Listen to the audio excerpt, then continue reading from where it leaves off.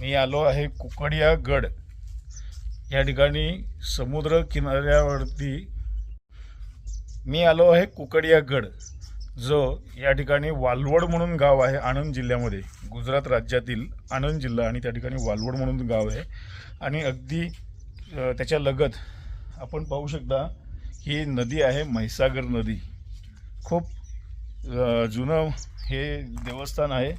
आपण हे पाहू शकता शंकर भगवान यांचं मंदिर पिंड बसवलेले या ठिकाणी पिंड आहे आणि त्याला हा संपूर्ण परिसर उंच असल्यामुळे याला कुकडिया गड असं म्हणतात।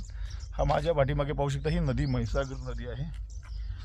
मागच्या वेळेस पाऊस खूप होता, पूर आला होता, जवळपास ही संपूर्ण जमीन म्हणजे पूर्ण पाण्याच्या प्रवाहात वाहून गेली। या उंची एवढं पाणी या ठिकाणी साचलं होतं। संपूर्ण तो बेट आहे समोर, त्या बेटचे व्हिडिओसुद्धा आपण पाहूया। थोड्या वेळात बोटीने तिथे जाणार आहे।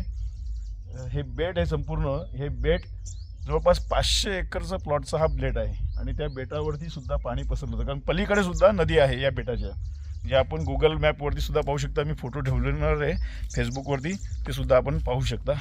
हे हा एंट्री होती, गेट मेन रस्ता मात्र तो पुरामुळे नासधूस झालेला आहे। हे बघा, हा पूर्ण जो एंट्री होती इथून खाली उतरण्याचा रस्ता होता, मात्र समोरून नदीचा जो प्रवाह आला होता आणि जो पाण्याचा वेग होता त्या पाण्याच्या वेगाने पुरामध्ये संपूर्ण भाग जमीनदोस्त झालेला आहे। ही म्हैसागर नदी जी गुजरात राज्यातील सर्वात मोठी नद्यांपैकी एक, नर्मदा आणि म्हैसागर या दोन सर्वात मोठ्या नद्या आहेत आणि यानंतर तापी नदी येते।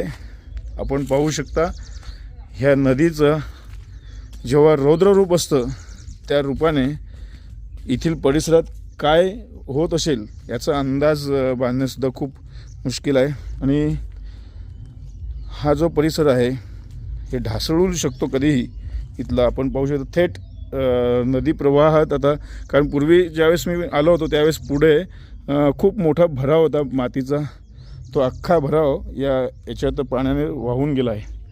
हे संपूर्ण मंदिर आहे, जुनं ऐतिहासिक मंदिर आहे आणि त्याचा दुसरा हा रस्ता इकडनं आहे। याला कुकडिया गड असं म्हणतात गुजरातमध्ये आणि संपूर्ण परिसर आता इथे लक्ष देणारं कोणी दिसत नाही आहे मंदिरात, म्हणून ही अवस्था आहे। इथे पूर्वी जे बाबा राहत होते ते बाबा आता नाही आहेत आणि हे मंदिर देखील अजून एक आहे देवीचं, पाहूया आपण। त्यापूर्वी इथून वरून सर्वात उंच भागावरून आपण हा सीन पाहू शकता। किती सुंदर हा निसर्गरम्य दृश्य संपूर्ण परिसर इथून दिसतोय।